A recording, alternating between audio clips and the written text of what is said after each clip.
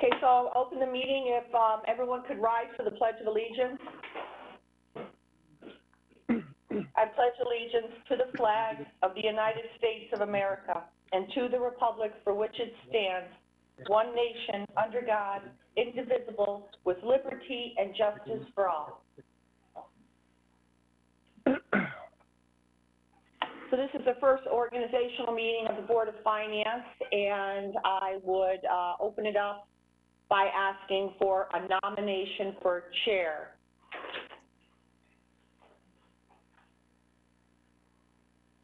Nominations? I have a nomination. Yeah, John? I have one. Thank you. Thank you. So I would move to nominate Lori Charlton as our chair. Can you turn that up, Jared? You know, I've known Lori for a little over 2 years, and, you know, I found that she's extremely intelligent, knowledgeable. She really caught on very quickly with respect to an understanding of what our roles and responsibilities are for a member of the Board of Finance. And I think she's demonstrated that she works very well with all members of the Board of Finance. And so I would nominate Lori Charlton to be our chair. Thank you, John. Do I have a second? I'll Jim second, Walsh? Brenda. Jim Walsh seconds. Is there any other nominations from the floor? Seeing none. All in favor? Aye. Aye. Aye. Passes unanimously. Congratulations, Lori. Thank you. I'm going to ask for a nomination for vice chair. Yeah, hi, Brenda. It's Craig. Sure. Go ahead, Craig. Yeah, I'd like to nominate John Matola as vice chair. I've known John Matola for, gosh, going back to when our kids were in kindergarten, I think, or thereabouts, now out of college. So a long time. I've known John personally, but also appreciated his time on the RTM, the Board of Education and Board of Finance. He's level-headed and would certainly do a great job in the role. So I'd like to move to nominate John as vice chair. Thank you. Is there a second? Chris DeWitt? Any other nominations for vice chair from the floor? Seeing none? All in favor? Aye. Aye. Passes unanimously. Congratulations. Aye. And nominations for secretary.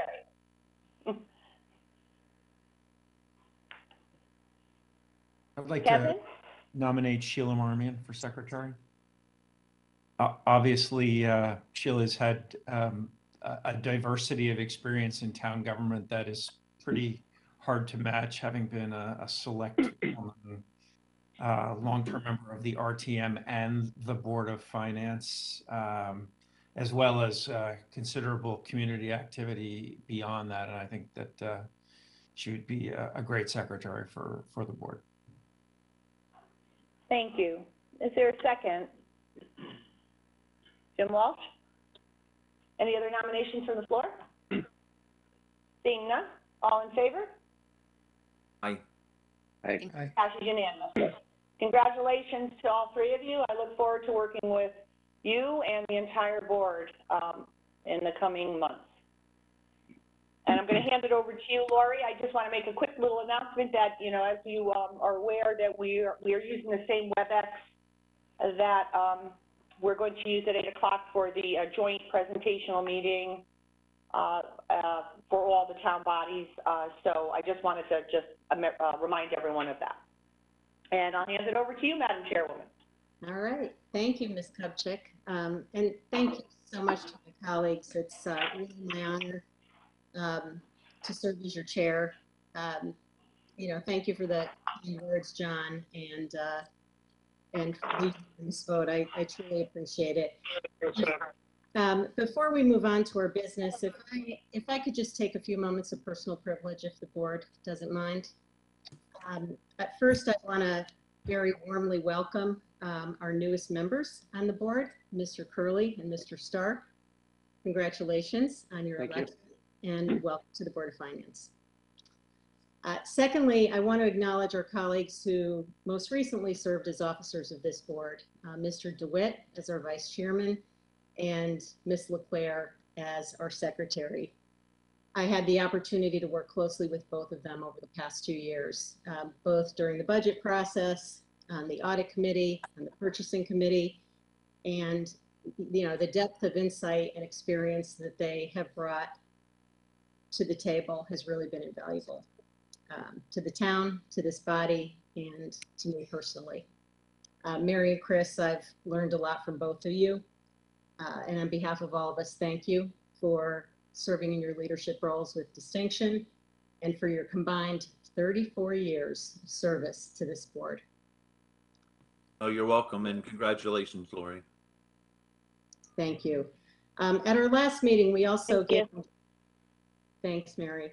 At our last meeting, we gave our well wishes to our former chairman, Jim Brown. I was saddened that we couldn't gather in person to honor Jim, but we did have a chance to thank him and share our sentiments about his leadership. And overwhelmingly, those sentiments conveyed our deep levels of respect for Jim's integrity, his humility, his sense of fairness, inclusivity, and bipartisanship. I don't think I can think of a tougher set of shoes to fill than Jim's, and I'm honestly humbled by the prospect. But we have an incredibly strong and experienced board, and as we embark on a new term, it's about all of us working together, and it needs to be. We're here in a moment where Fairfield is experiencing a lot of change. Our town's growing. We have an influx of new residents. We're still recovering from a pandemic and grappling with unknown environmental liability cleanup. We are facing inflationary headwinds that we've not had to confront in recent times. And as always, we have a community with a very diverse set of wants and needs and priorities in our town services, our schools, and all the other amenities that give Fairfield its character. We also have a community that cares deeply about affordability. And for a number of our residents, affordability determines their ability to continue living here. We all know these have never been easy issues to balance, but this board has played a crucial role in doing just that, and we will again. Maybe even more importantly, this board has played an outsized role, I believe, in caring for Fairfield's long-term financial health and stability. We're fortunate to sit here today in a strong financial position and with a AAA credit rating, in large part thanks to that long-term focus by this board. This board's been disciplined in a commitment to fully funding our long-term liabilities, establishing policies related to debt and bonding and managing to them, adhering to policies that steer clear of bonding short-term operating costs or short-term assets, and maintaining healthy reserves.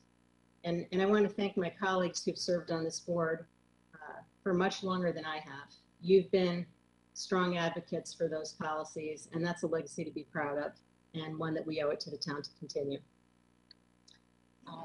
And finally, I just want to say I'm proud to serve with all of you. This board not only brings decades of experience and earned wisdom from serving on this body, but as Kevin alluded to earlier, it's not just Sheila. We have several members who've served the town in multiple other capacities as selectmen, on the Board of Ed, on commissions and building committees, on the RTM.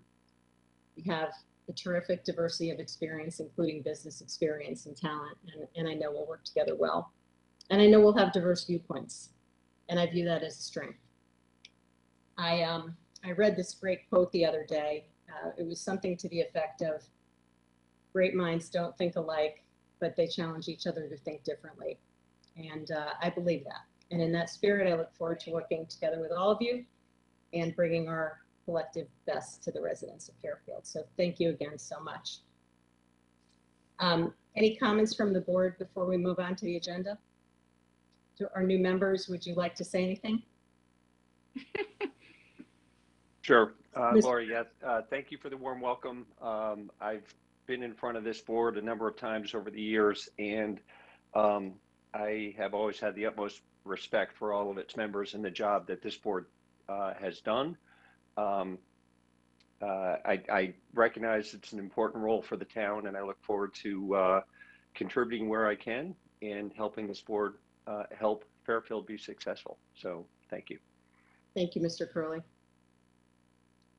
Campaigning required more talking than I'm used to, so I'll just simply say it's good to be here and thank you for the welcome. Thank you, Mr. Stark. All right, before we move on to our remaining business, I do just want to acknowledge that, as Ms. Kupchak alluded to, we are scheduled to participate in a joint meeting with the Board of Selectmen and the RTM at 8 p.m. this evening on the subject of a proposed paving plan for the town. So it's now 7:17, and we have a number of items on our agenda, including a discussion of subcommittee assignments, voting on our schedule for the year, voting on a bonding resolution related to Gould Manor, and hearing a report from the audit committee. In the event we're not able to get through all of the items on the agenda, I'll plan to entertain a motion when we're nearing 8 p.m.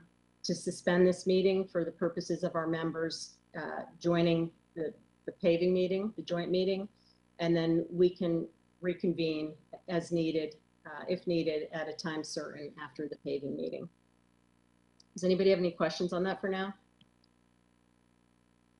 And my apologies in advance to the board for any inconvenience with that. In retrospect, it probably wasn't a great idea to try and do both meetings on the same evening. So we'll get through it.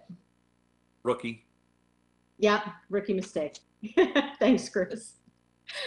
Moving on to item 4, to hear, consider, and approve members of the Board of Finance subcommittees. If it's okay with the board, I don't know if anyone wants to discuss this item. I'd ask that each board member just let me know over the next couple of weeks which committees you are interested in serving on and your preferences, and hopefully we can accommodate everyone.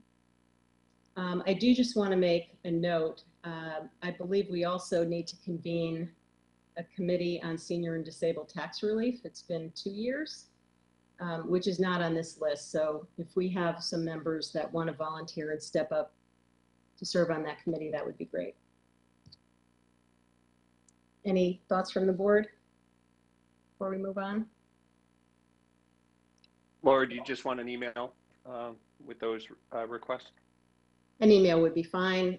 Paul, whatever works. Hopefully we can figure out a way to get at least 3 of us on each committee. All right, moving on to item 5, to hear, consider, and approve the 2022 meeting schedule. Can I have a motion to put this before us? Mr. DeWitt, seconded by Ms. Marmion. All right. Well, actually, I was actually commenting on the last, I think Mr. Mottola and I had a comment on the last agenda item. I think you missed our hand. I was just trying to get Lori's attention for your, Chris, that's all. Oh, okay. Oh, thank you. I just wanted to say, so thank you, Madam Chairman, Madam Chair, maybe that's okay. Thank you, Chris DeWitt. I certainly, you know, I've been the chairman of the budget committee for many of the years I've been on, and you know, I welcome anyone who would like to come on that committee. I'd recommend, if you're okay, Madam Chair, maybe remaining the chairman this particular year, get through the budget, because the budget cycle is going to be on us, you know, before we know it, right? And there's a little bit of learning curve there. So I'm happy to have anyone on the committee with me to take it over. No trouble having it taken over, believe me. But in this particular year, I'll be happy to volunteer to stay in that role for the board. Thank you, Mr. DeWitt. I appreciate that, and I'm sure you'll do a great job with it. I know there's a lot involved in trying to coordinate all the meetings and the various people that come before us. So I appreciate you stepping up to that. All right, I've got to be more careful now watching all the hands before I move on. Anything else before we move on? Mr. Walsh.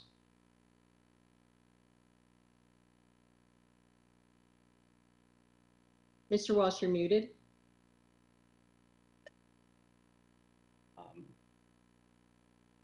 Would you let us know how you want to be addressed? Whether it's Madam Chairwoman, Chairman, just so that whatever, we could get it straight and not everyone's not going in 5 different directions on that. So however you want to be addressed, I would love to address you that way. Well, I appreciate that. I really, to be honest, didn't give it any thought. Madam Chair is fine. Thank you. Anyone else? All right. So moving on to item 5, to hear, consider, and approve the 2022 meeting schedule. So a motion to put this before us. Try again. Mr. DeWitt, seconded by Ms. Marmion. Okay, so this motion is before us, and a proposed meeting schedule is provided in the backup materials. I do want to point out one thing. We do not yet have the capital planning workshop on this schedule, and that was deferred from September and then again to November. And we need to agree on a date for that workshop in January. Other than that, well, actually, maybe I'll ask Mr. Schmitz on, maybe he has an update from the town regarding kind of readiness and conflicts and potential dates for the capital planning workshop. Mr. Schmidt, do you want to, if you're there, can you let us know?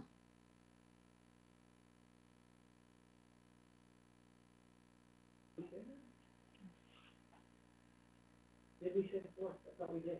Yeah, we were thinking on the 4th, on January 4th to do it. January 4th. Yep.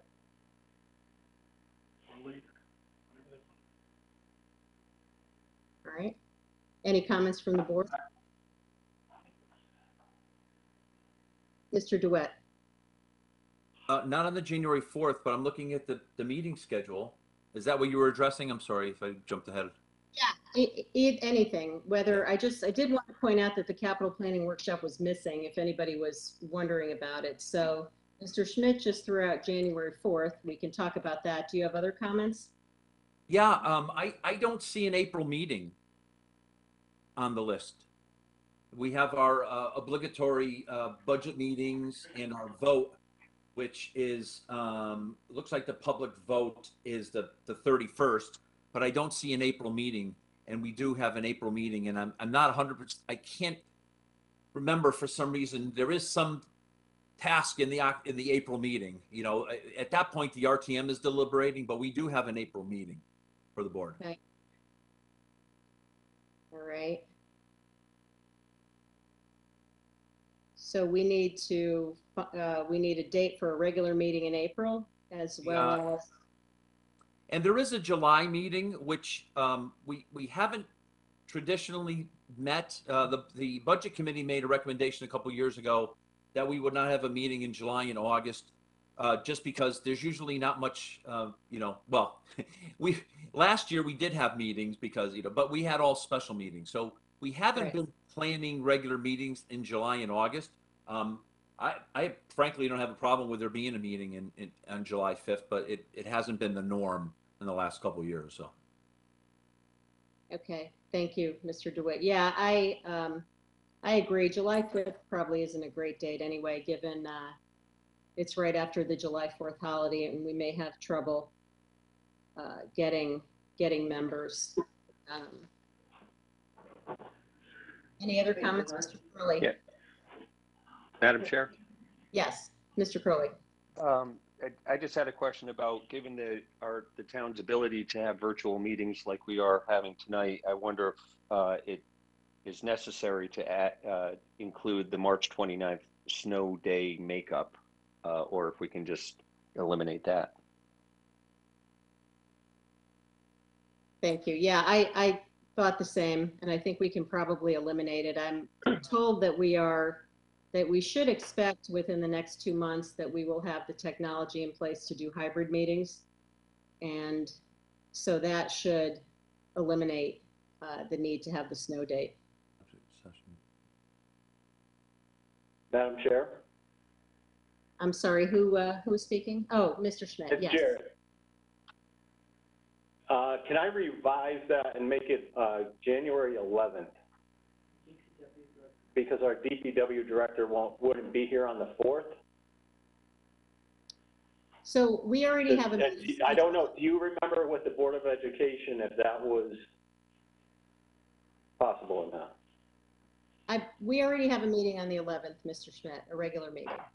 So we can't do the capital. I guess I'm offering the idea of changing that to be the capital plan and make the 4th a regular meeting. I see. Yep.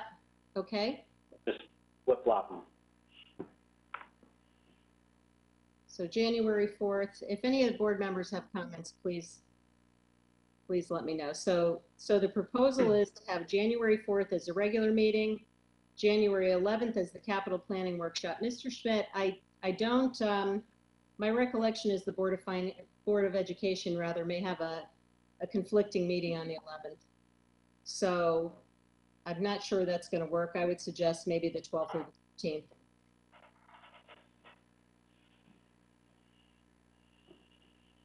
So I would move to make that the 12th.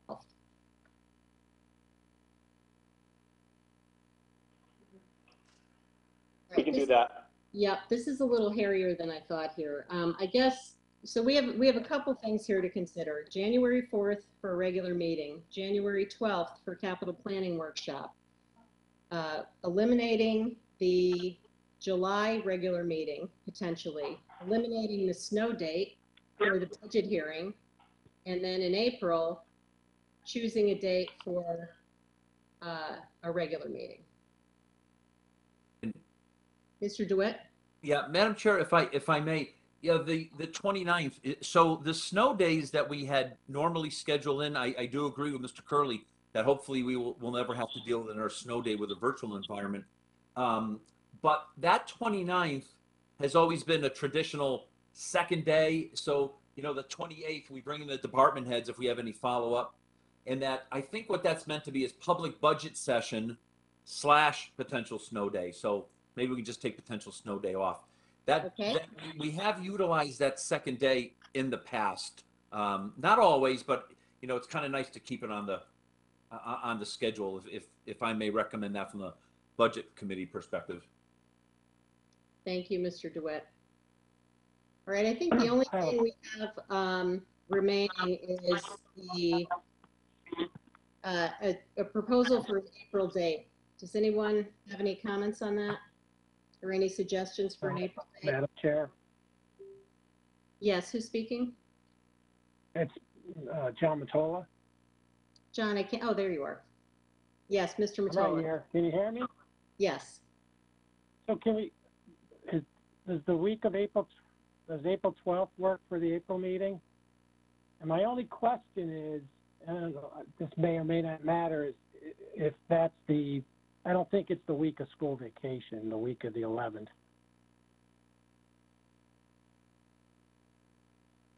Comments from the board? Is there a reason why we wouldn't do it on the first Tuesday, April 5th? Yeah, that's my only question as well. Well, we can do it on the 5th. I'm fine with that too. That's fine. All right, so April 5th. All right. And then I have one other comment before we move on. So, just following up on what, oh, I'm sorry, I see it here. I was looking for the Saturday meeting, but it's on here. My apologies, I'm all set. Yep, thank you. Okay. All right, so let me just summarize here. I think what we've got in terms of suggestions, January 4th for a regular meeting, January 12th for a capital planning workshop, adding April 5th for a regular meeting, and removing the July regular meeting. Did I get all that? Yep. Okay. All right. So I can go ahead and make a motion to approve the 2022 schedule inclusive of those 4 changes. Second? Mr. DeWitt, all in favor? Okay. Is Mr. Testani, I didn't see you. Did you raise your hand? I think it's unanimous. All right. Thank you.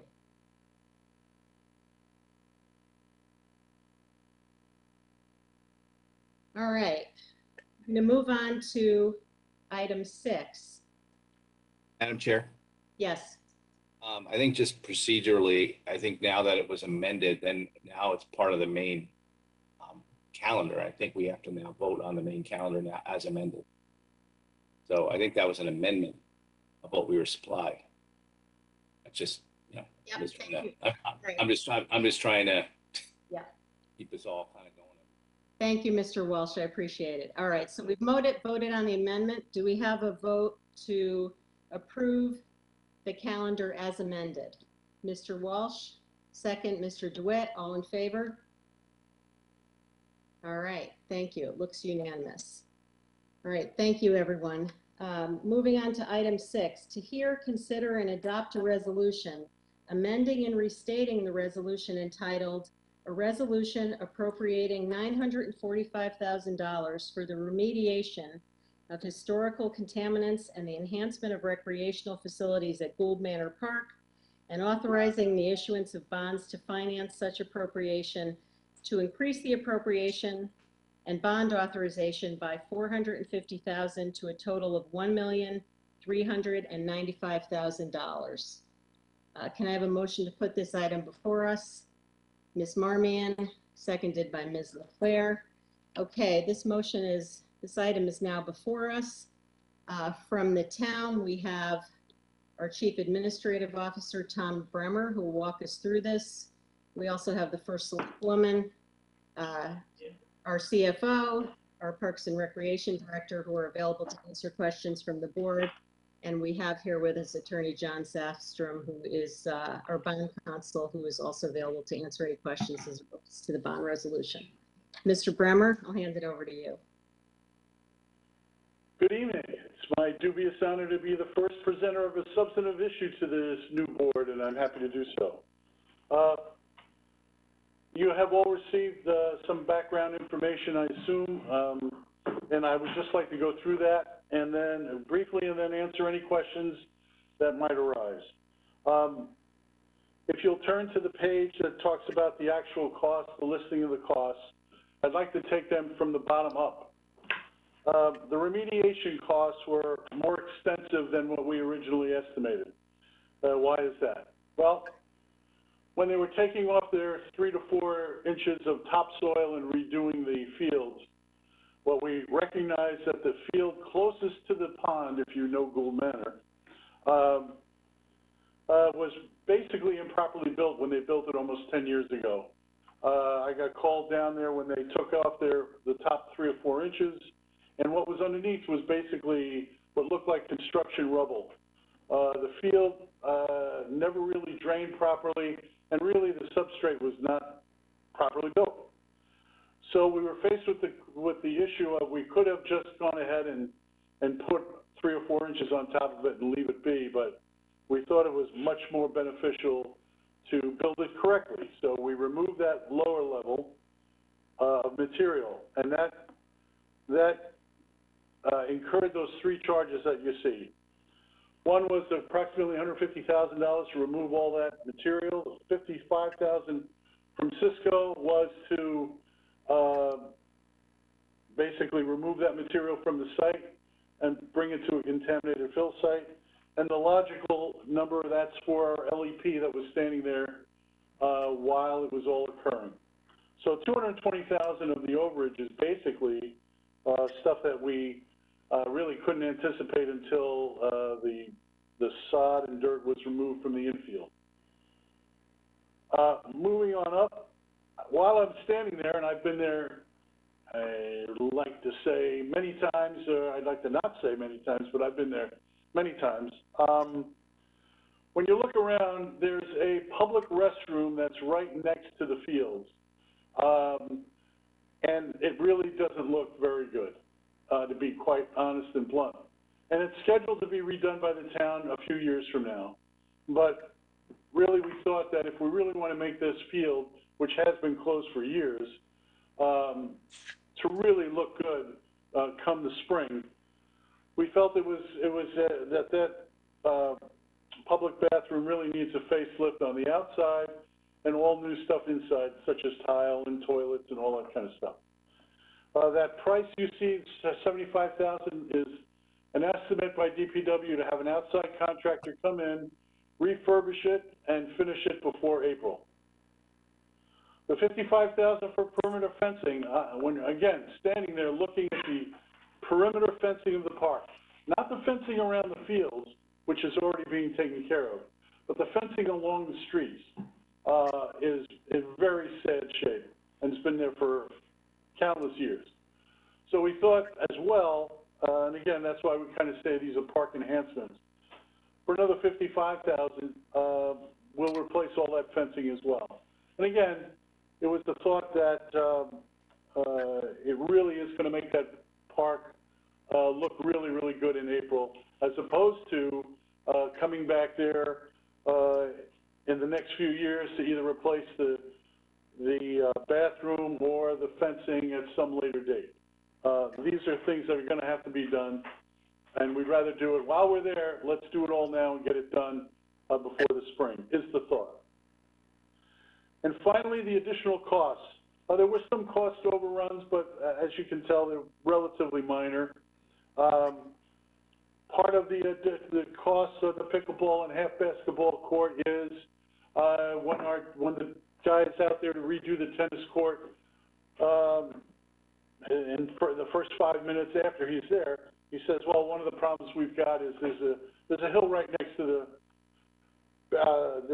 tennis court, and the water just flows off the hill onto the courts, and that water basically eats into the court, and it shortens its useful life quite a bit. So we had to design a drainage system which was installed, and that's part of that overrun. The irrigation system, and I'll just go through these briefly. The irrigation system, because we redid all the fields, it is all irrigated as we speak. So because they extended some ball fields and contracted some other ball fields, they had to redesign and redo the irrigation system. And we're putting 4 inches of more topsoil on and stuff. So, to make a long story short, the irrigation system needed a good revamping as well. And finally, that temporary fencing. Just so you know, it's not temporary fencing. I've had this question. Temporary fencing about construction and stuff. This is temporary fencing for the outfields. Because of the neighborhood didn't want to have permanent fencing installed because the kids use the hill for snow sledding and that sort of thing. So we've had temporary fencing placed in the past around the outfields, and that's taken down at the end of every year. When we broke out the temporary fencing from the old field that was there, because of it's really at its end of its useful life. And so that's why we've included a cost for new temporary fencing. Again, it's not something that was thought of when we did the original $945,000 estimate. So in a nutshell, that's what we're asking for and looking for, and I'm more than ready to answer any questions you might have. All right, thank you, Mr. Bremer. Questions from the board? Mr. Mottola.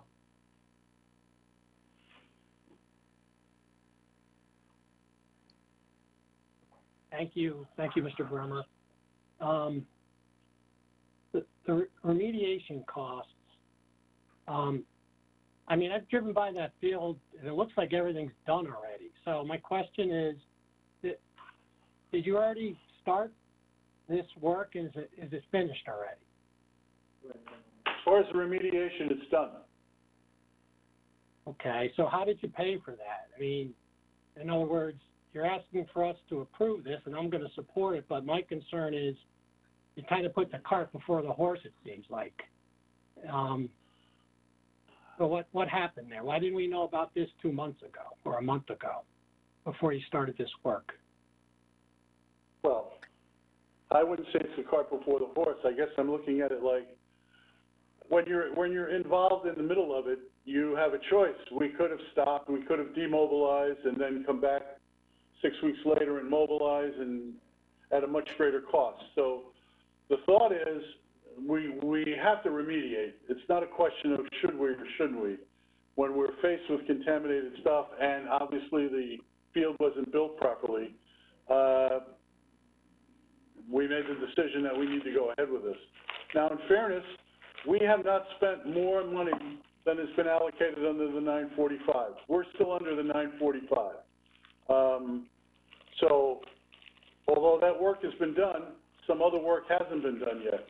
And part of the park enhancements, particularly of the $130,000, if you decide we don't want to do any of that, then we don't do any of that. So none of that, we haven't touched any of that yet. But that's my simple answer. Okay. All right.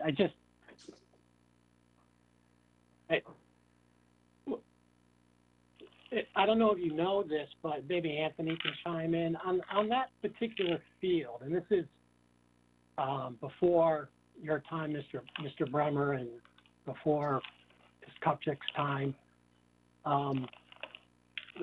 Those fields, I thought, had already been, I know it was built, they were built by Fairfield American Little League several years ago. They didn't drain well back then. They were rebuilt. And so what you're saying, Mr. Bremer, is that even after, apparently just from observation, after they were rebuilt a second time, there was still an issue with respect to the adequacy of how that field near Gould Manor was built. Is that correct?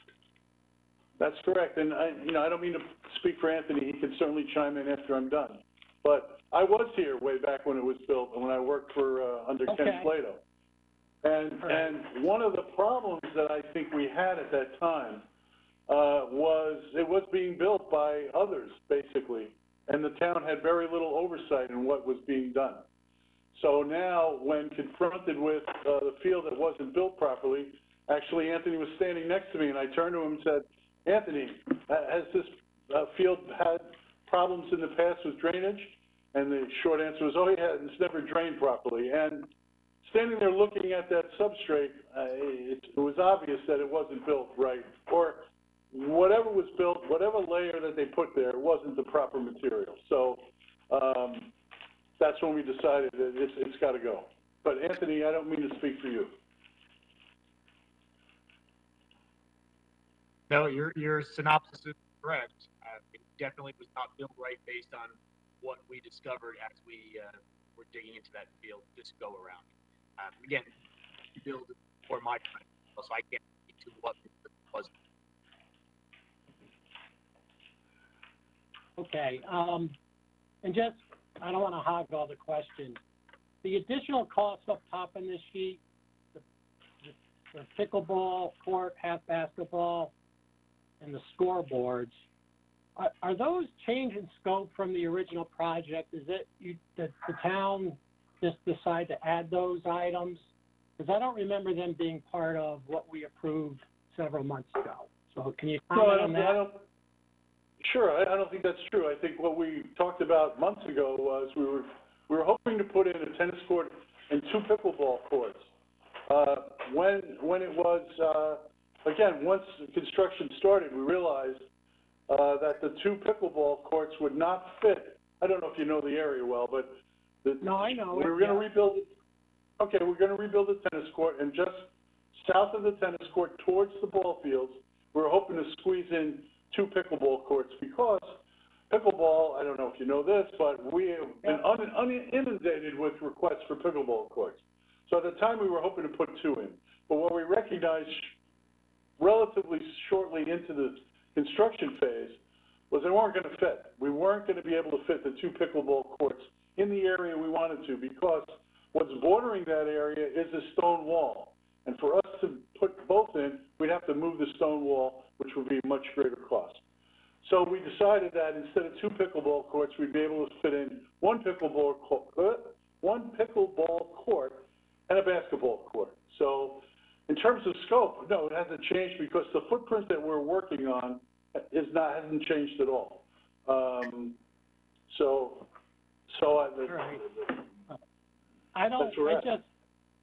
I recall, and maybe I'm wrong, I'll go look at the meeting tape, that what was proposed to us at the time was that you were going to renovate the tennis court that was existing at the time. I don't remember talking about pickleball court or pickleball courts.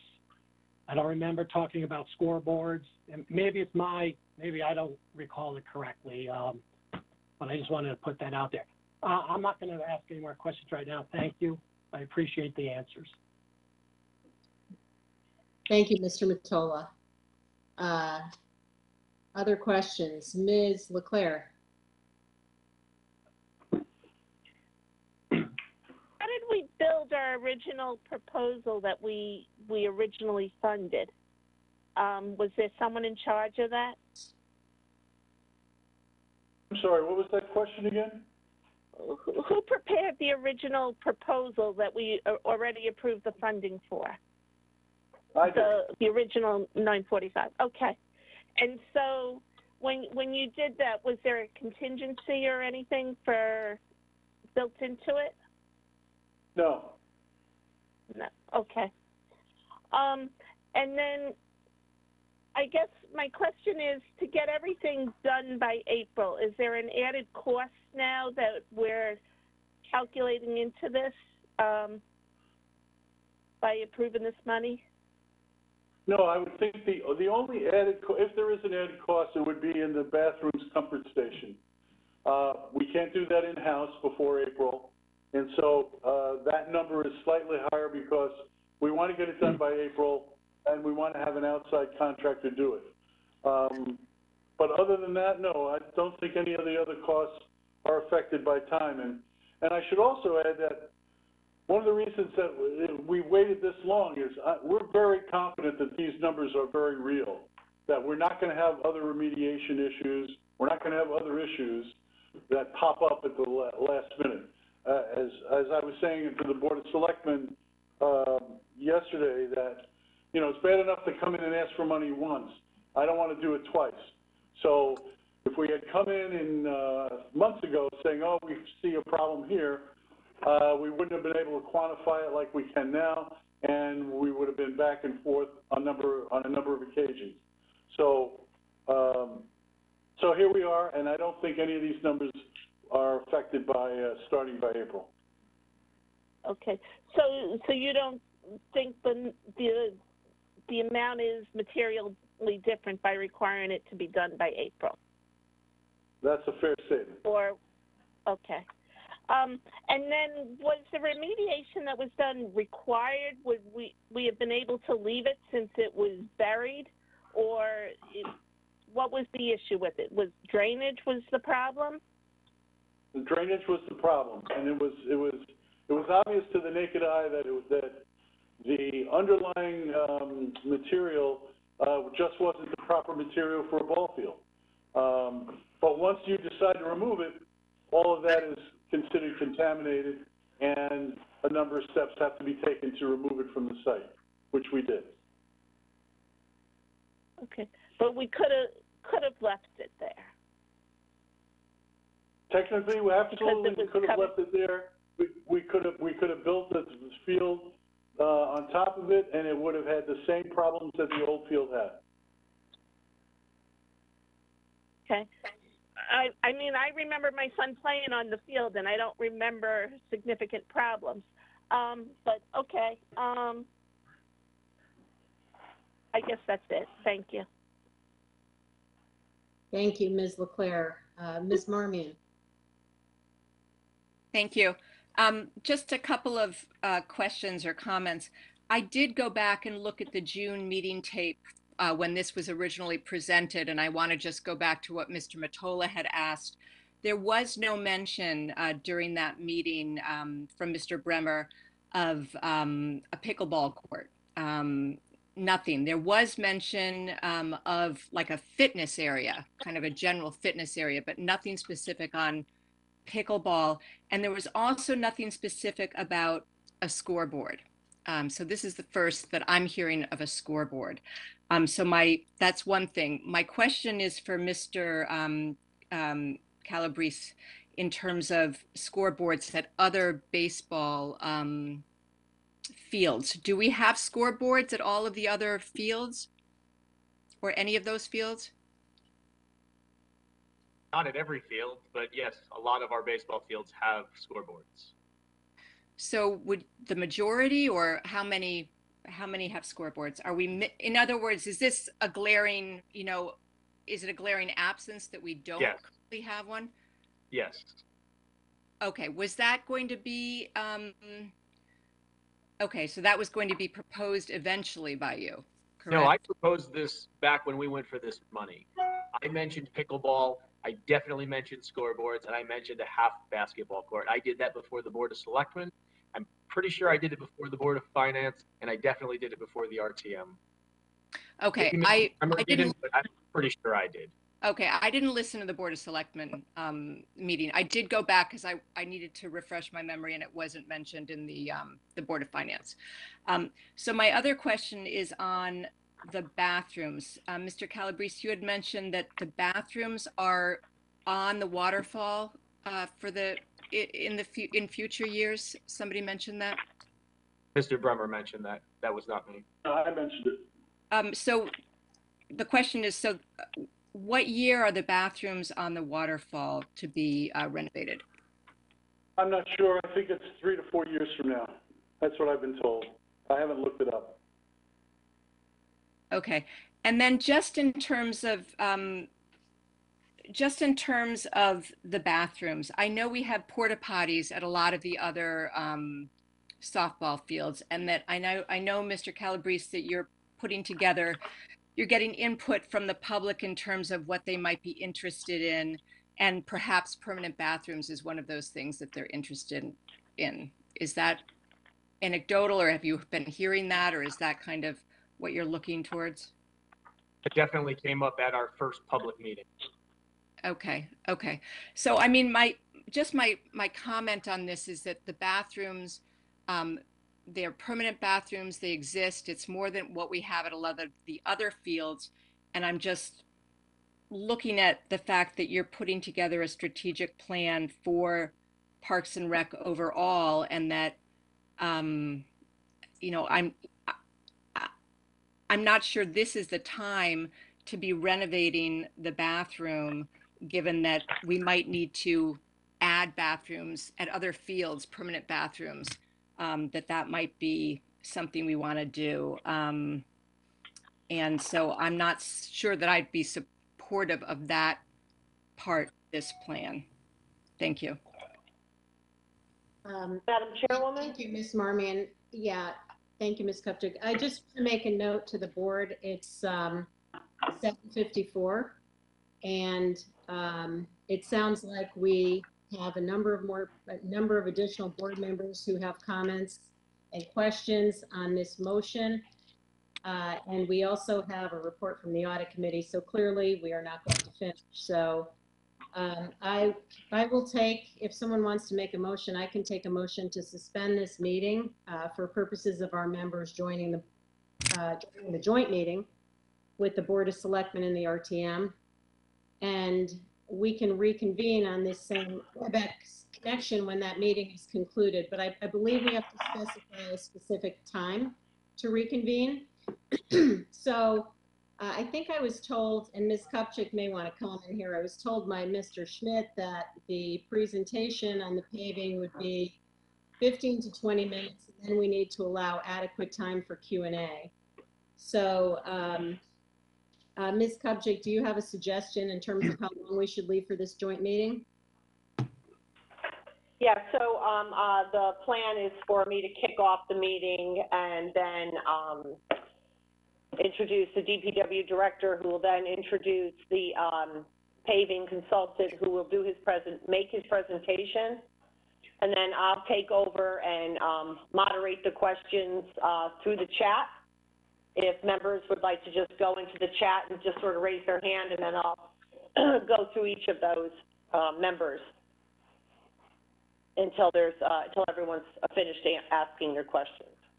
Okay, I think we need to suspend the meeting to a time certain, so I think it would be okay if the joint meeting ran a little bit late, but we can't start earlier for the benefit of the public who wants to rejoin the Board of Finance meeting. We can't start earlier than whatever time we designate now. Do you think 9:15 would be appropriate, 9:30? How long? I mean, I think, you know, an hour should be sufficient. The point of this was obviously, this was something we commissioned back, we put in for the non-reoccurring, the funding for this, along with an assessment of our buildings and an assessment of our equipment. We thought that this was an in-depth presentation, not something that our town has not ever had, and that it would be a good opportunity to allow all the elected officials who would ultimately be having some say in these matters to have this more in-depth presentation, so it wouldn't take up too much time or eat up too much time into the capital plan meeting. You think an hour, Lori? An hour, 10 minutes? I mean, if you think it's going to be an hour, I wouldn't suggest earlier than 9:15. Mr. DeWitt, did you have a comment? No, I was going to just make the motion to suspend the meeting till 9:15. Okay, Mr. DeWitt I'll is second. second. Who seconded? John Matola. John Matola seconded. All in favor? Aye. Any opposed? Okay, our meeting is suspended until 9:15 this evening, and we will reconvene on this same dial-in. Thank you, everyone, and we'll talk shortly.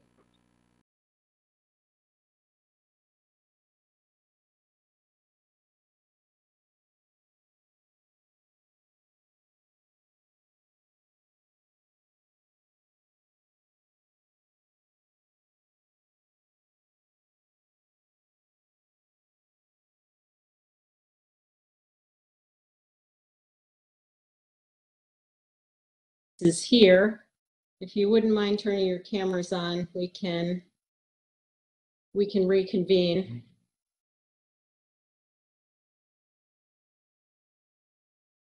And I'll call our regular meeting. We can resume our meeting back to order that we suspended earlier.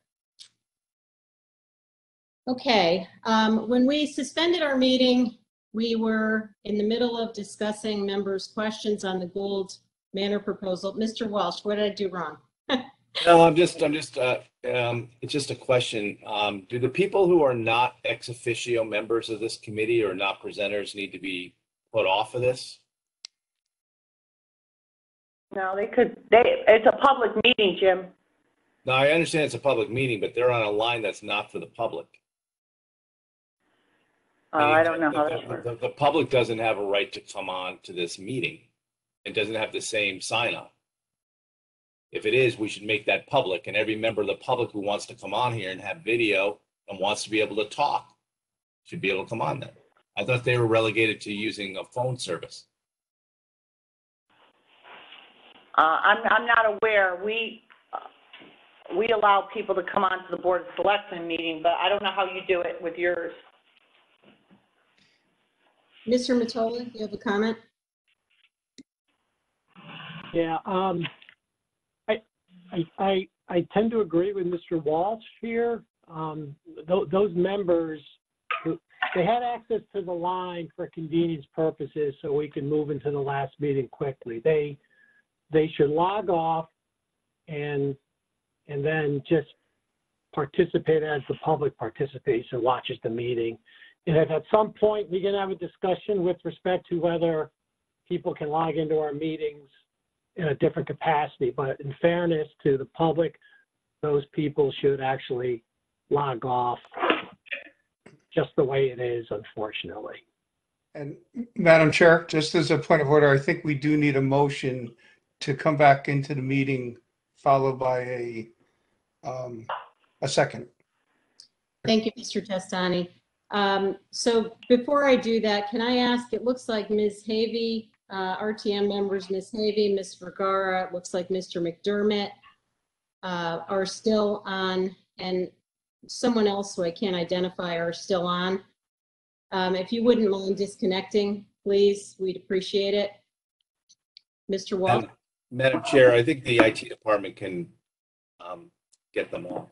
Okay, looks like, It's Mark McDermott, but on your agenda, it has the link for the via WebEx that was sent to us. So I'm not sure if that's a mistake or. No, it's not. It was for the last meeting, Mark. This is John Matola speaking, just for convenience purposes. So can you please log off so we can get on with our meeting? Yeah, Not to be rude. Sure, we can have this sure discussion later on. That's all. It's not an issue, John. No problem. It just Thank this you. is in your meeting agenda for this special meeting. all right, thank you, Mr. McDermott. We appreciate it. Thank you. No problem. Okay, can I have a motion to call the meeting back to order then? Mr. DeWitt, seconded by Mr. Walsh. Thank you. Okay, when we suspended our meeting, we were taking questions from members regarding the Gould Manor proposal, which is item 6 on our agenda. So let's pick up from there. Questions, comments from the board?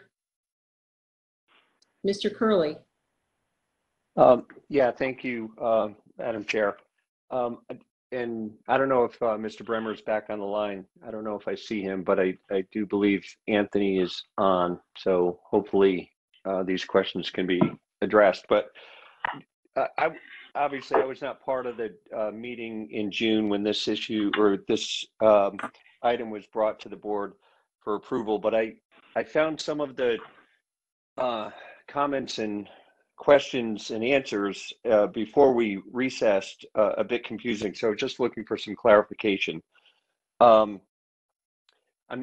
It's not clear to me whether the pickleball and the temporary fencing and the scoreboards, the additional cost, the $90,000 that Mr. Bremer identified, was or was not part of the original scope. So I guess that's just more of a direct question. And then I guess as related to that, if it was part of the original scope, why are we being asked to consider an additional $90,000 to cover these items now? So I guess I'm trying to figure out whether it was part of the scope and just the estimates were really bad, or are these incremental costs because it was not part of the scope? Okay, I think I'm sure Anthony, Anthony's on as well, but I'd like to answer that first. While we took a break, I also looked at my original document, and the original document does not break out everything here to that kind of level of detail. All I can say is I know that we had conversations before the Board of Selectmen, Board of Finance, and the RTM, and I know these things were all discussed at one or more of the boards. I would say of the 4 things, the temporary fencing was not part, was something that was not foreseen when we did the original estimate, as I talked about earlier, neither or the irrigation. We just didn't include those. Those were oversights, plain and simple. As far as the additional costs on the pickleball half basketball, I said that the majority of that is for the new drainage system, which was not contemplated at that time as well. Scoreboards were, and I guess that's about all I can say on those $90,000 worth of additions. Anthony, if I've missed anything, or do you want to add anything to that? No, that sums it up. Okay, and the perimeter fencing was also after the fact? Well, the perimeter fencing, as I said, is part of, it's definitely after the fact in the sense of, it's not directly the ball fields, but it's the fencing on the perimeter of the park, basically, which, as I said, when you stand there, it's an add-on. But it's an add-on. Yeah, no, that's all I'm trying to get at. I understand when you're in the field and you're making decisions or wanting to make decisions about how you might want to take advantage of the work that's being done and add something to it. I just wanted to clarify whether it was after the fact or not, or part of the original plan. The park enhancements are after the fact. Okay. And then the bathrooms, you mentioned you thought were on the waterfall a few years out. But again, in the field, you're making a conscious decision to perhaps consider that in addition to or accelerate that. Are the bathrooms in a condition of disrepair, or is it just a question of doing the work now because other work is already being done? So Craig, I think I want to clarify when you say after the fact. So the remediation work, when they started digging up the field, they saw that the field was not built in a proper way, or what they believed should have been. That's when they needed to do extra work to make it appropriate, and drainage and all of that. That went ahead because you don't want to stop work in the middle. Asking for the bathrooms and the fencing was something that came up while Tom was down there looking at the field, you know, checking the work every week, and he and Anthony were there, and they were having trouble with the bathrooms. They're backing up. They're very, very old. They're terrible. And they said, boy, we're doing this park, and it's almost $1 million. It looks so beautiful. And now we have this ugly fence all around it, and we have these really old bathrooms. Why don't we go back to the Board of Finance, ask to add these items in so that when we're done with Gould Manor, we're done, all done. And so it was just an oversight. We should have thought of it when we originally came, but we just didn't. And so that's why we're coming back with the bathrooms and the fence. No, and that's fine, Brenda. I understand that there are decisions that are made as we go or as the town works on projects. I guess the work got started at Gould Manor a bit ago. It looks great, and it looks like it's virtually complete. But when were the discussions and decisions regarding the perimeter fencing, the pickleball courts, the temporary fencing, the irrigation, the scoreboard? When were those discussions had? Well, all the amenities in the park were discussed at the meetings back when the appropriation went through. The fencing and bathroom came up much later, so I don't know. I don't remember. It may have been fall or something, early fall, when Anthony and Tom were down there checking it out with DPW and saying, "Oh my God, look how nice everything looks," and the bathrooms are awful. And I think maybe the bathroom started backing up, or there were some issues with the plumbing that sort of brought it to people's attention. And then just looking at the beautiful park, looking at the fence, saying this fence really looks bad now because the park looks so nice. I understand the points that are being made, Brenda. I guess the point that I'm trying to make is that it would seem to me that if there were costs that the town were going to incur, and I'm not saying that the town shouldn't, I'm generally supportive of this whole concept. I think it's great if we can continue to try and find ways to make improvements to Parks and Rec or other amenities for the town. But I'm struggling with the process that occurred and the timing. It would seem to me that this could have been brought back to the board last month or the month before for consideration, and not wait until December when most of this work seems to have already been completed. Well, the bathrooms and fence are not done. There's nothing touched on the bathrooms or fence, just to be clear. Okay. All right. So on the bathrooms, the estimate 75,000. Is there any contingency built into that number, or is there, if that work is not started, is there a concern that it may turn into 100 or 125? No, that's not a concern. Brummer said he's not concerned about the bathroom or the fencing going over what we're asking for. Okay, but I'm struggling with that a little bit, because I also heard earlier in the meeting that the original 900 and some odd thousand that was asked for did not contain a contingency, and we're running into $220,000 worth of remediation costs because it was unforeseen for the rubble underneath the infield.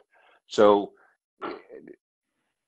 look, 220 on 900,000 would have exceeded any contingency regardless, but you know, if there was a 10% contingency on that number before, we would have been looking at an increase of half the number that we're being asked to consider now.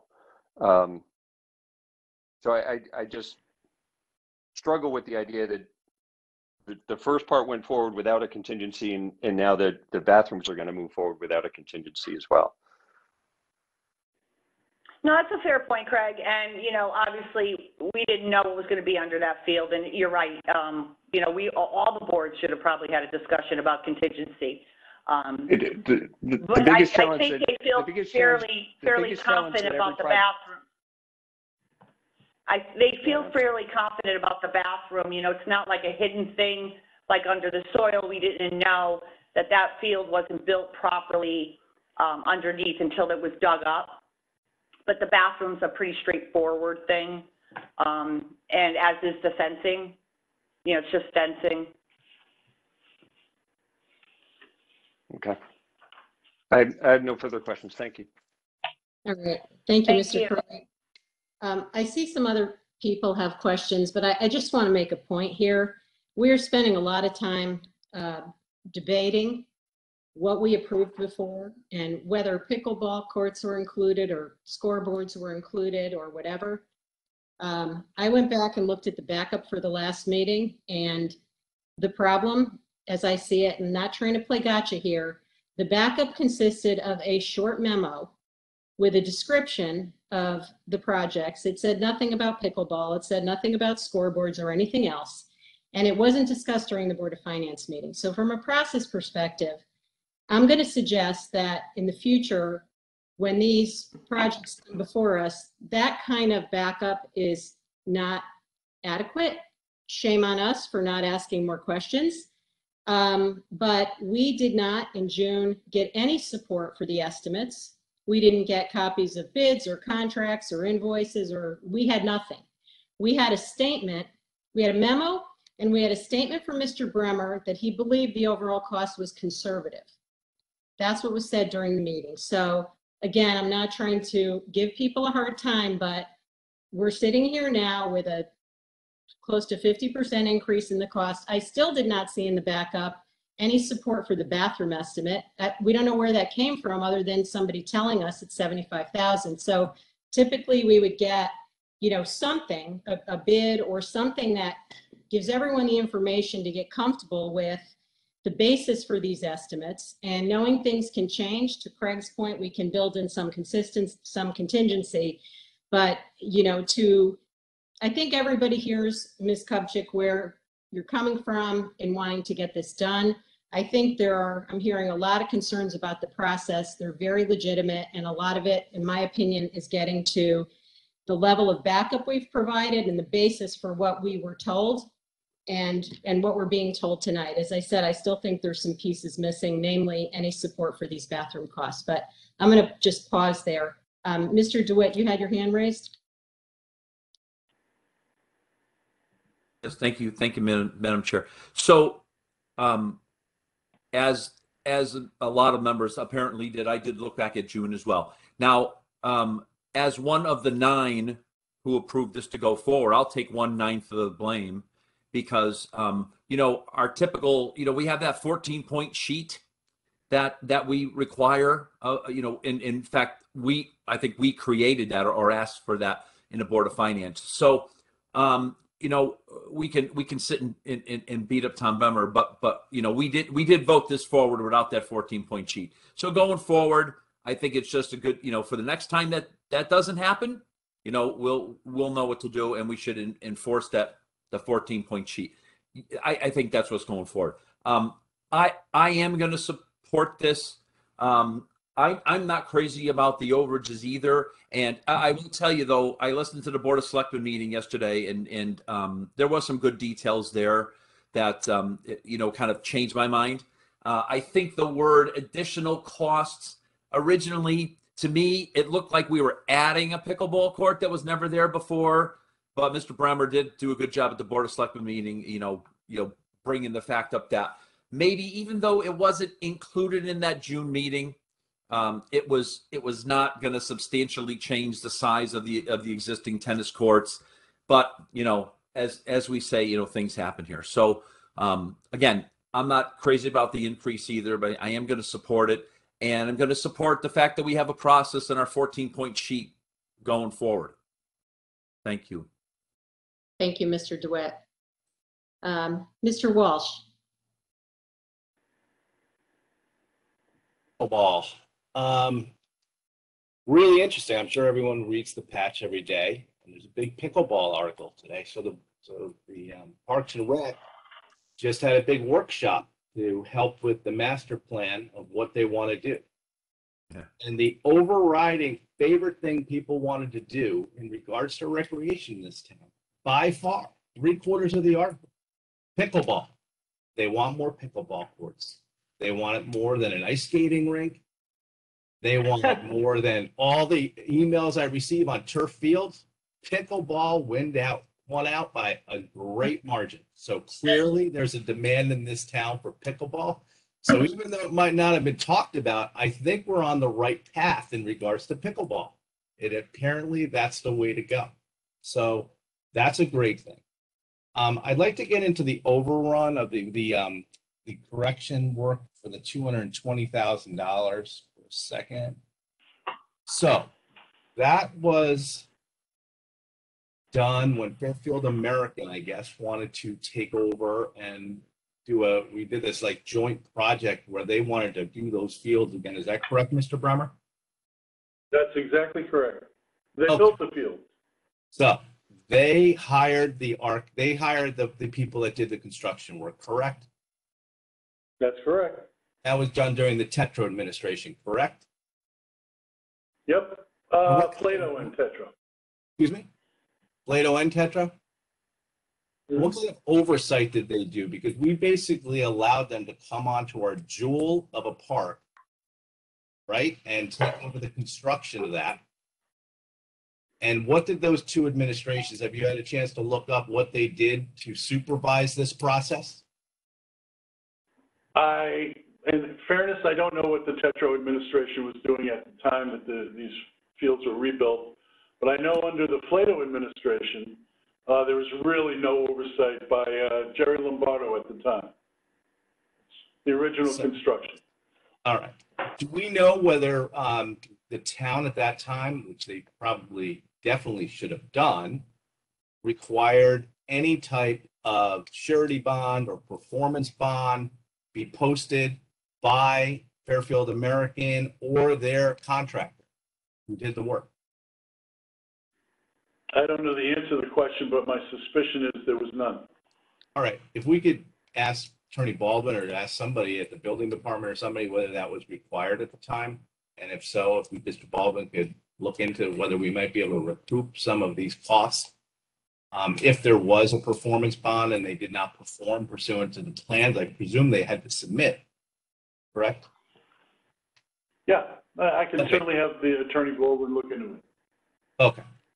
I mean, because, we sometimes do these, or we've done them in the past, these, I've been on long enough to see a bunch of these, I don't know what you call them, private-public partnerships, where somebody wants to do something and we allow them onto our property to supposedly improve our property. And I'll tell you, none of them have worked that I've seen. I mean, look at the Metro Center disaster. I mean, we did everything we were supposed to do. The state did everything they were supposed to do, but the developer, once again, didn't do what they were supposed to do. So, I think in the future, as we go down this road, we're going to have a lot more discussions upon, what are the requirements that we have, things like surety bonds and more supervision. So I don't know whether, there's a file, even Mr. Bremer, on this from so long ago. I know that the work had to be redone at a certain point. It was done originally, and then within a year or two, there were problems over there, and it needed to be redone. And now it's being kind of redone a third time, I guess, with this. So, yeah, if you could have Mr. Baldwin, somebody at the building department, see whether there's any type of bond that we may be able to go after, I guess that would be good. In regards to bathrooms, I think I don't know if anybody else on this in our board has been by that bathroom or been in that bathroom. I have.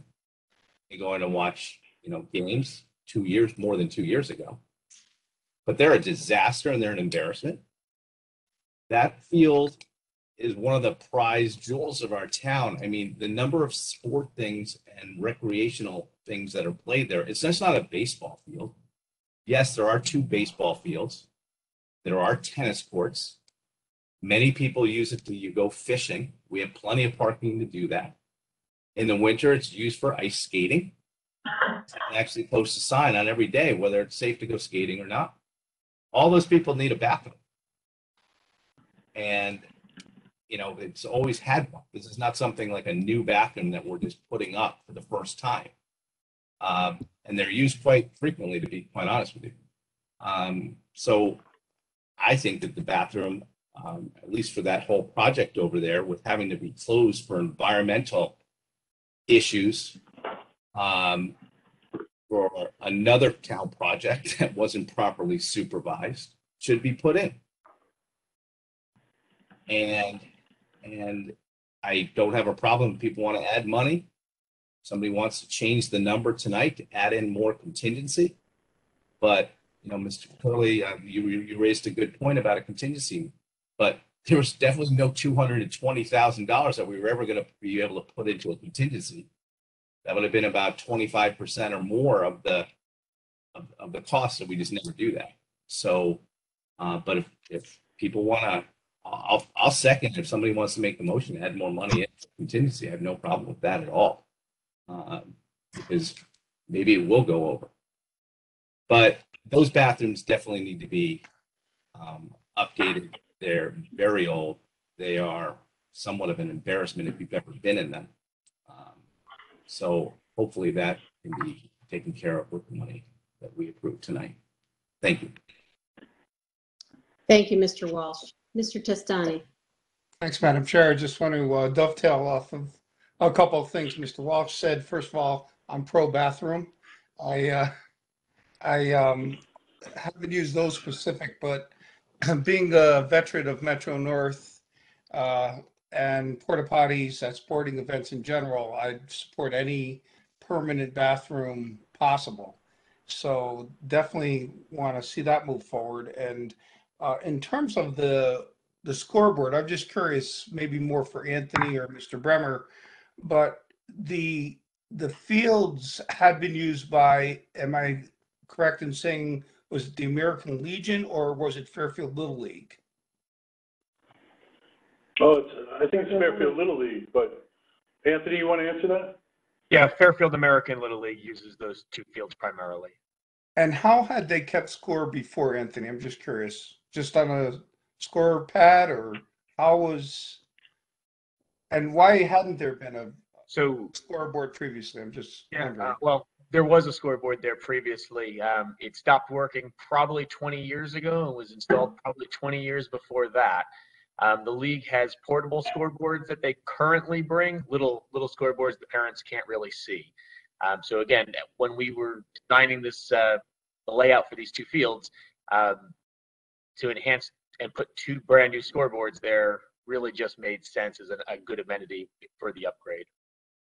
And is it fair to say comparable fields, again, after having been a parent of 2 athletes, have similar scoreboards already functioning? Is that fair to say, both in Fairfield and in towns comparable to ours? Yes, definitely fair to say. I mean, in our town alone, Tunxus Hill, Mill Hill, Kiwanis all have scoreboards. Okay. And I'll make that motion, Mr. Walsh, if you have an idea of a dollar value for the contingency, because I agree with Mr. Curley's comments as well with what we should put into this, considering the possibility of cost overruns. Was that your concern as well, Mr. Walsh? The first select woman has her hand up, so maybe she has an idea. Ms. Kupchak? So if I could just, thank you, Madam Chairwoman. If you do add a contingency, which I don't think we're going to need, it's going to have to now go back to the Board of Selectmen. And we're really trying hard to, with the holiday coming up, and all this, so the meeting, we're trying to get this all done so we can have it ready for the spring, the whole park. So we don't feel we're going to need a contingency on bathrooms and fencing because it's sort of a cut and dry thing. We're just replacing, the toilets and the interior and some plumbing stuff, and fence is fence. It's just fencing, and we did get costs on it. Okay, thank you, Ms. Kupchak. Mr. DeWitt. Wait a minute, I'm sorry. Jared just said to me there's 10,000? There's 10,000. 10,000 in contingency. I apologize, I didn't realize that. Jared's telling me there's 10,000 built into this cost for contingency for these two items, the bathrooms and the fencing. There is. It's in the material. It shows $10,000. Sorry about that. Thank you, Ms. Kupchak. Mr. DeWitt. Thank you. Thank you, Madam Chair. So for Mr. Bremer, I'm looking at this sheet. Yeah, there is a $10,000 contingency at the bottom. And the $75,000 cost says this additional cost is based upon similar projects that are taking place. Now, if you asked me and I've been in those bathrooms, right, that it would take $75,000 to replace those bathrooms, I would think you were taking them down to the foundation and starting from scratch, right? So I don't think you need, I will not vote in any, to increase that number, to be perfectly honest with you. But so what other similar projects did you get that number from? Because, you didn't pull that number out of air. There's similar projects, right? Oh, maybe Anthony. No, I went, look, go ahead, Anthony. Go ahead. Currently, Brookside Drive, Mill Plain Road, corner of Mill Plain and Brookside Drive, that restroom comfort station is currently under construction. Sasko Hill Beach, that one was recently redone. Southport Beach was recently redone. Those are basically the models we're following with this restroom as well. And they were accomplished for $75,000 or under? Under. Yeah. Okay. Under. Okay. No, I appreciate the the similar projects. So thank you. Thank you, Mr. DeWitt. Mr. Walsh. I just wanted to add, I don't know what members here have been over there to watch baseball games during the season, but there are literally hundreds and hundreds of people there in a given day. And it's not only parents, siblings, there are grandparents, there are handicapped people, all there. And this is not just, our town has done very well in baseball. It's been an actual point of pride for this town. The number of years we have sent a Little League team to the Little League World Series in the last 10 years.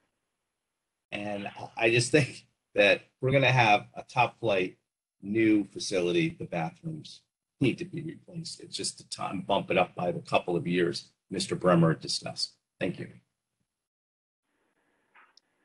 Thank you, Mr. Walsh. Other comments from the board? Ms. Marmion. Thanks so much. And thanks to Mr. DeWitt for asking the question I had, which is where did you get the cost estimates? And I understand that for the bathrooms, and I understand that there are similar projects going on across town, and that's what you're basing it on. But I would just reiterate that we're going to continue to ask these questions because we don't have the details, we don't have the backup, we don't have that 14-point plan on these specific requests, and that's going to beg questions and concern. So please, I support the bathrooms. I recognize the need, but we need details. I want to know, how many toilets are you replacing? What's the issue with them, the toilets backing up, with the plumbing? That can be a very expensive cost, and that cost may be very different than the cost down at Sasko Beach. So understand that our concerns in terms of asking these questions, there's not enough detail here, and we need that moving forward. Thank you. Thank you, Ms. Marmion. Any other questions from the board? Mr. Stark. Thank you, Madam Chair. I'm late to the party, so I just wanted to get a couple of things clarified. The existing tennis court is becoming pickleball and basketball. Is that right? It's not like you're adding another court. No. Okay. Yeah, That's correct. okay, and then when you're are you simply replacing existing perimeter fencing, or are you adding new perimeter fencing? Like, will the pond be fenced in? We're not adding, we're replacing the current fencing that's around the perimeter of that's around the perimeter of the park itself. Okay, so the pond will remain unfenced, right? Yeah, we're not putting new fencing in. We're not erecting a whole new series of fencing. That's correct. Okay. And this is a total newbie question, but it'll help me in future meetings to ask fewer newbie questions in the future. Did any of these work scope requests come from the contractors themselves, or was it your people who were on site and noticed that the scope had to be changed? Well, the only thing that came from the contractor itself is when he removed the 4 to 6 inches or 3 to 4 inches, I can't remember, of the topsoil, and he saw what was underneath and he realized it was wrong. That's when he basically called Anthony and myself, and we went down there and took a look. That was really the only major change that was discovered in the middle of the process. The rest of it was all designed by Anthony. I guess, would it be a lesson learned if we're ever going to rehabilitate a field in future to maybe dig out a 4 square foot area to sort of understand what the substrate looks like? Right, Anthony, you want to answer that? Yeah, so in a normal situation, Mr. Stark, that would be the protocol. Here, dealing with the remediation, we weren't allowed to put a shovel in the ground. Right, of course. Okay. Got it. That's all I have. Just curious. Thank you. Sure. Thank you, Mr. Stark. Any other questions from the board? All right. Are we ready to move forward and vote on this item? Okay, let's see, question here. Can I waive the reading of the bond resolution? Can I make a motion to waive the reading of the bond resolution? Or Ms. Marmion, I guess, will make the motion. Mr. Curley, second. All right. With that, I'll put it to a vote. All those in favor of amending the resolution from 900, somebody's correcting me. Nope. I think, don't we have to vote on waiving the reading first? Right? Oh, I'm sorry. We got a second and we didn't vote on waiving the reading. Is any voting of the reading of the resolution? Aye. Thank you. And thank you for all bearing with me here. I'll get done with this. All right. So then let's put this to a vote to increase the bond resolution from $945,000 to $1,395,000 in the form laid out in the agenda that was provided us. All in favor? Aye. Okay, it is, I don't see Mr. Testani on the screen. I see everyone else. He had low bandwidth, it said. Okay. All right. So we have 8 in favor and the motion carries. All right. Thank you, Mr. Bremer. Thank you, Mr. Calabrese. Thank you, Ms. Mr. Madam Chair, when you have a chance, thank you for everything. Madam Chair, I just wanted to point something out, if you give me 2 seconds. Go ahead, please. So, and this just goes to when we just about a half hour ago asked some members of the RTM and the public to sign off our meeting. But apparently the notice of our meeting has the VIA WebEx site on top of it for the public to log in. I think that was the same login that we used to log into our meeting tonight. So I just wanted to apologize to those people that we, for lack of a better term, kicked off. You know, maybe we should get some clarity moving forward on what WebEx is to be used by the public, that's all. Yeah, thank you, Mr. Matola. I think tonight was probably a unique circumstance because of Yeah. the two meetings held back to back and the fact that we had to come back to this one, but I appreciate you pointing that out. All right. Well, with that, let's move on to our last item, item 7, to hear an update from the audit committee. So I can kick that off, and just to let the board know, we did have our regular meeting of the audit subcommittee at 6 p.m. tonight. Ms. LeClaire and I attended. Mr. Brown was the other member of the audit committee prior to the end of his term on the board.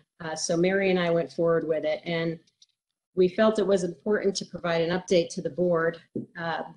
The audit committee meeting, the main item on the agenda was a presentation from Joe Centofanti, our audit partner, responsible for the annual audit of the town's financial statements, the CAFR. So he walked us through the draft financial statements, and he pointed out a number of highlights to our committee, and I just want to walk through those items. And if you'll bear with me to walk through them all, I'd be happy to follow up with any questions I can answer. The first, out of the main points, one was that we did have 12.45 million of ARPA revenue recorded. I think, as everyone knows, that's 50% of the money that we are getting, and that was the portion that was received in June. So the second half will be recorded when we get it next year. The second point was that our fund balance increased by 696,000 to 36,572,000, and that's an 11.34% of budgetary expenditures. So that's up slightly, I believe, from last year. Third point, our internal service fund, which accounts for various liabilities of the town and assets set aside to meet those liabilities, including general liability, workers' comp, and medical claims. The internal service fund now has a $6 million net position or fund balance, highest it's been in recent memory. So that is good news, something that probably needs to be monitored going forward. Mr. Centofanti told us his opinion was that didn't seem like an excessive amount given the volatility of workers' comp and some of the uncertainties there. But if we continue to run, if that continues to build, it may be something that we want to look at. The next item, and this one in particular, we wanted to make sure the board was aware of because we heard this and we know it hasn't been presented to the full Board of Finance. The environmental liability recorded in the town's financial statements is $19 million. That is management's best estimate currently of the environmental liabilities that they've quantified. And those fall into 4, I'll say, broad buckets. One being the Penfield Pavilion, to remediate the issues with Penfield Pavilion. The second being the Penfield Pavilion parking lot.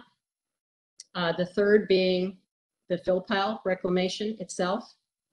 And then the fourth bucket is, which we did not get detail on, is an inventory of all of the sites in the town that were previously identified and the liabilities associated with those. So there are these 4 buckets of cost. The way the estimate, or the way the 19 million was derived, is that ranges of estimates were developed for each bucket or sub-bucket, and the midpoint of the range was taken as the final estimate, and all of those add up to $19 million. We have, as a town, 9 million set aside at the moment to fund those liabilities, 6 million of which this board appropriated recently out of excess revenue from last year. And the other 3 million is money that we had previously put aside, including money we approved to bond last year. So 19 million current estimate, obviously subject to many uncertainties, but that's the town's best estimate. $9 million set aside in funding, 10 million unfunded. So, again, I'm not sure. Mary and I had some outstanding questions. Not sure how much we can answer for this board, but we didn't want to hear that report and not share it with the rest of the Board of Finance. So telling you what we know. And the last item I think is not a surprise to anyone, but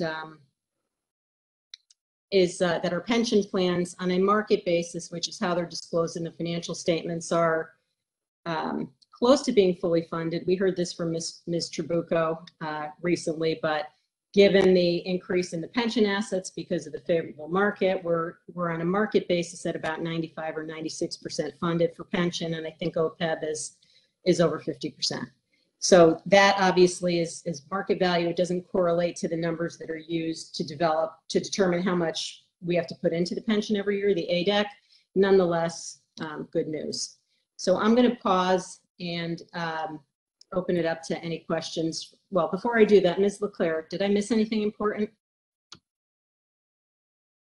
The only thing I can add is that he did not have any recommendations, which I think is great, that everything looked good to him. There were no past entries. And so that follows last year. There was also no recommendations. So there was nothing to follow up on either. So I think that's good news that we should commend our finance department for. Thank you, Ms. Leclerc. Questions from the board? Mr. DeWitt. Thank you, Madam Chair. Chris DeWitt. I'm surprised that environmental liability is so low. I think and maybe the first select woman or our CFO maybe can comment, because in the last, I don't know, 3 months, at least maybe 6 months, we've heard estimates out of the first select woman's office that have been at least 3 times that number, and there was much higher numbers. So I'm kind of surprised that the number is only 19 million. I'm not sure who's still on from the town. Jared, if you're Brenda, I don't know if. So, hi, Lori. So, sorry, Chris, as I said, when I gave a presentation to the board when you had the surplus, the $6 million surplus, and I had given that full presentation on estimates. Obviously, all of this is estimates. We don't have hard numbers on everything because we're still in negotiation with the regulating agencies. But right. Those things that I presented to you during the surplus and their estimates were for remediation and taking care of Penfield, either knocking it down, rebuilding it. So it wasn't just remediation. And we are planning, putting together some information, the best that we have, to hopefully do a presentation for the Board of Finance in January, just giving sort of a rollout. Most of the stuff has already been, shared either in my newsletter or updates on sites, 25 sites completed, sites we still have open, still in negotiation. Obviously, the big ones are the fill pile, Penfield Pavilion parking lot. And we do have a couple of, we have that site by the tennis center that's expensive site. But again, these are all still in negotiation. And as some of you may follow other towns who go through these sorts of things, some of these things could last for years. But we are taking the ball, like we take the low range all the way to the high range, just so you get a sense of what could happen. We don't know yet, but we want people to be fully aware of what the potential liabilities could be. But we're putting some stuff together so we can give just an update to you guys in January. So I just wanted to say that. But am I remembering incorrectly in this first selectwoman that I thought the number was like in the $30 million range that you had quoted to us? Am I just remembering that incorrectly? Right, that was the high range, but that also didn't just include remediation. That was what we would do with Penfield, some of the options, which were expensive too. And that's not a liability that would go on our audit? Well, I can't speak to your audit. I can respond to that. Ms. Kupchak, if you don't mind, I can respond to that. Mr. DeWitt, Sure. no. What would go in the audit is the estimated liability for remediation costs that the town would be obligated for. So that, the town is not obligated to, there are options for Penfield that are among the scenarios: move it, dig it out, put it back, whatever. Okay. But the liability that's recorded, that's required to be recorded, is management's best estimate to remediate an existing liability that we're responsible for, not what we might do from a rebuilding perspective after that. Okay. Okay. That's fair. All right. Thank you. Thank you. Mr. Walsh. And Chris, my recollection clearly was when that presentation was made, it was never presented. That $30 million number did come out, but that was the high range. It was presented as a range. And it was like the range was even within $15 million of a range. I don't know what people's experience on this board is in regards to environmental matters, but I've been involved with them and a number of clients. This is a very long game. This negotiation with the state and federal government is a very long game. There's not going to be definitive cost estimates anytime soon until you first negotiate what they agree they're requiring on remediation, which can change over time. And hopefully we'll start getting more numbers. But if we think we're having a nice round number in a nice little box with a bow on it by like Christmas Day or something like that, it's not happening. Okay. This is going to be a very long game on where this is going and how long it's going to take to get what is going to be required.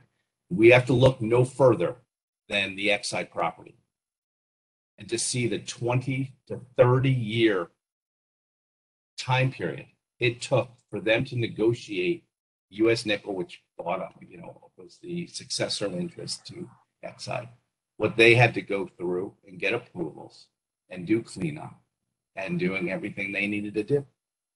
And this, I think the first selectman's right. This is going to be years going on. I think the presentation we got, which was to me, I took it as a thumbnail sketch, was how to handle a $6 million surplus and what to do with it. And our board acknowledging the risk we had, a problem we had, and a need we could throw that at the time for kind of found money, to be honest with you.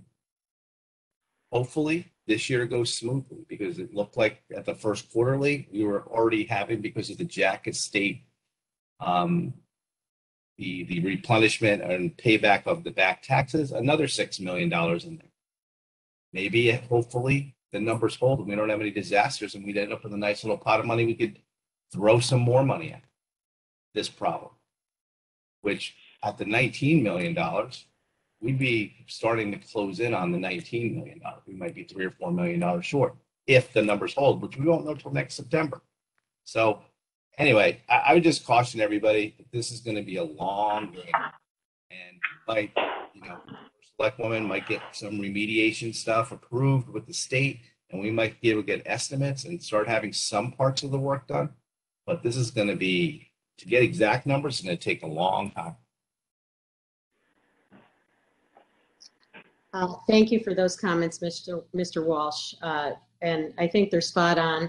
I'll just point out for the board, I probably should have said this earlier. So and this is just information, just so you know, before the financials are actually published, what was in there. But out of that 19 million, I believe it was 6.5 million that was classified as short-term, and 12.5 million that was classified as long-term. And to Mr. Walsh's point, obviously, the longer you go out, the more uncertainty there is for any variety of reasons, including, the fact that we're still negotiating. So, but I think, the other important thing is to, note that there's 19 million, there's 9 set aside. So, this is, I just wanted to make sure you all had some clarity and you weren't hearing this the first time after the financials were issued. We will get a presentation from Mr. Centifanti, likely in January, where he will walk us through this, and I'm sure, he at that time, we will have gotten the presentation that Ms. Kupchak referred to, and so we'll all be in a better position to understand it. Any other questions from the board? All right. Well, it's 10:13. Not too bad considering we had the meeting in the middle. So if there's nothing else, I will take a motion to adjourn. Mr. Walsh, seconded by Mr. Testani. All in favor? Aye. Thank you, everyone. We are adjourned. Good night. Good night. Thank you. Good night, Great first everyone. meeting, Lori. Thank you.